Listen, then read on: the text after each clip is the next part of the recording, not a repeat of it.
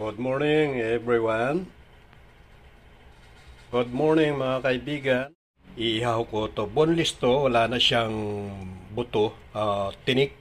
Pinatanggal ko na yung tinik nito para hindi matinikan ng kakain. Kaya pinabunlisan ko na yung bangos mga kaibigan. 2 piraso. At papalamanan ko ng kamatis at sibuyas. Ikakarga ko sa loob mismo dito sa isda. Ihaw ko to, yung isda na yan. Yan ang ulam natin ngayon.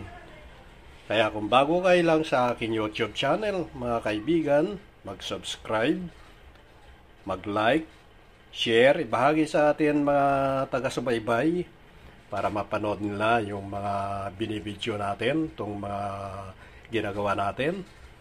At nagpapasalamat pala ako sa inyo. Merry Christmas sa inyong lahat mga kaibigan, mga friend. Merry Christmas. Kaya gagawin ko to, babalutin ko ng foil yung isda. Mas maganda kapag binabalot ng foil yung isda kaysa yung inihaw na ganyan para makain yung ulo.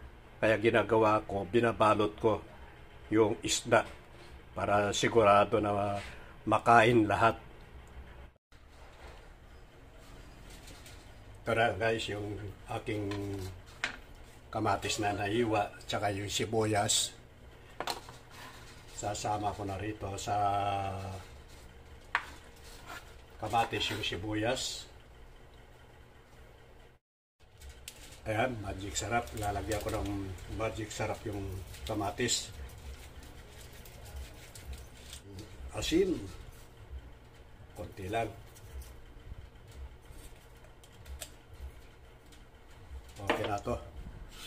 Sa loob ng bangus. Bira lang akong gumagawa ng ganito. Nihaw. Ito, chili powder. Lalagyan ko yung para magka-alaman ang anghang. Kunti lang. Ayan, lalagyan ko na mga kaibigan ng palaman yung isda na aking iyaw. Na ito mga kaibigan, babalutin natin para makain ng gusto, pati yung ulo ng isda. Kaya binabalot natin. Sayang, yung parte ng ulo, masarap to.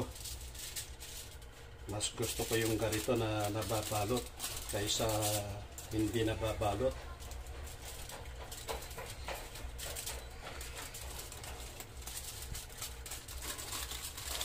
Sarap ito mga kaibigan. Bangus na inihaw.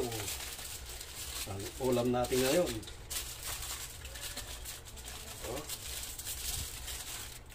Sunod ko naman yung isa. Ayan, oh.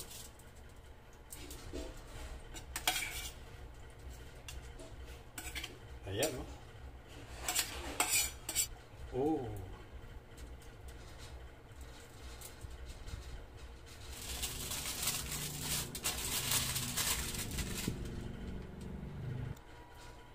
Ayan na.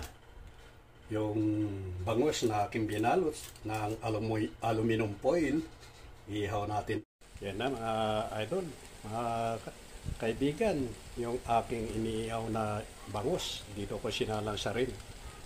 Ayan o, mabilis na maluto lang to dahil di kuryente yung aking ginamit na, hindi na uling. At medyo matrabaho, magsasalang sa labas, magpapainit pa sa labas. Dito, isasalang mo na kaagad. Pero, ang bilis na maluto. Ayan, binaliktad ko na mga kaibigan, yung bangus na aking inihaw. Ang bilis pala maluto rito, kaysa sa uling.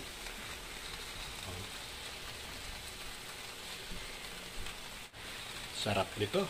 Tapos, sa usawan, suka at toyo na may sili. Naku, super. Ang sarap nito. Toyo with calamansi with sili pa. Ayan, sarap nito. Itong ulam ngayon. Ito, okay na to. Luto na to mga kaibigan. Ayan, bilis, Kaya okay na. papatayin ko na, i-off ko na. Dahil lutong-luto na yung bangus na inihaw ko rito. Ayan, oh. Ang bilis, oh. Ayan, pwede na tayo kumain mamaya. Titimpla na lang ako ng sausawan. Toyo with